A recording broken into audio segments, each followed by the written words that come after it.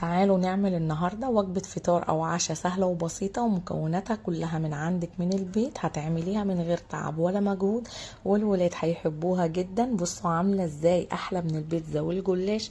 ولو اول مرة بقى بتشوفي قناتي انا مطبخ يسرا، اعملي اشتراك ولايك وفعلي الجرس عشان يوصلك مني كل جديد، واعملي شير كمان. ويلا بينا نبتدي. اول حاجة هنا معايا 4 من العيش السوري كده زي ما انتوا شايفين. هبتدي ان انا كده هلفها اهي كده بقى، ما نفعتش هنطبقه كده زي ما انتوا شايفين، وبعد كده هلفه كده رول زي ما انتوا شفتوها. بعد كده هبتدي ان انا هقطعه، يعني قطعيه ولا يبقى رفيع قوي ولا سميك قوي.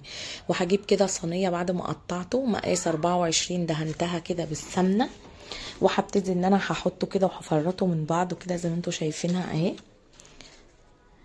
هنا هكون محضره بقى معايا معلقتين كبار من السمنه او الزبده مسيحاهم، وهبتدي اضيف كده على العيش السوري اللي احنا قطعناه كده اهو، وهبتدي افرطه برده كده بالسمنه او الزبده كده زي ما انتوا شايفينها اهي، واضغط عليه ضغطه بسيطه اسويه كده.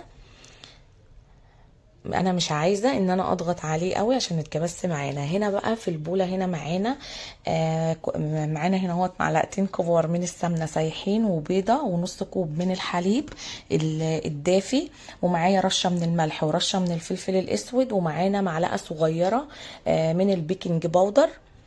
هنا بقى هناخد الخليط ده هنضيفه كده على هنضيفه على العيش زي ما انتوا شايفين كده،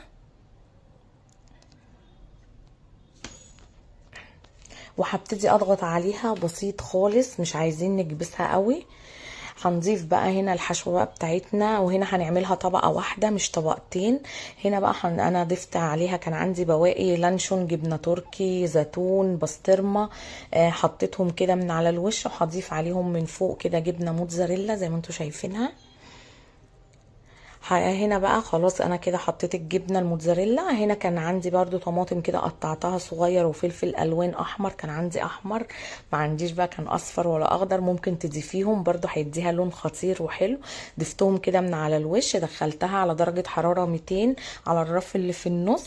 سبتها 10 دقايق، مولعه عليها الفرن من تحت، وبعد ال10 دقايق دول شغلت عليها بقى الشوايه وعطيتنا اللون الجميل ده. ايه رايكم؟ احلى من البيتزا واحلى من الفطير، في منتهى الجمال، والطريقه بتاعتها سهله وجديده. وعايزاكم بقى تجربوا الطريقه وتقولوا لي ايه رايكم فيها، والولاد هيحبوها جدا. ولو عجبكم الفيديو ما تنسوش بقى تعملوا الاشتراك وتعملوا اللايك، واكتبوا لي في الكومنتات لو الطريقه عجبتكم، واستنوني في فيديوهات تانية جديده. مع السلامه.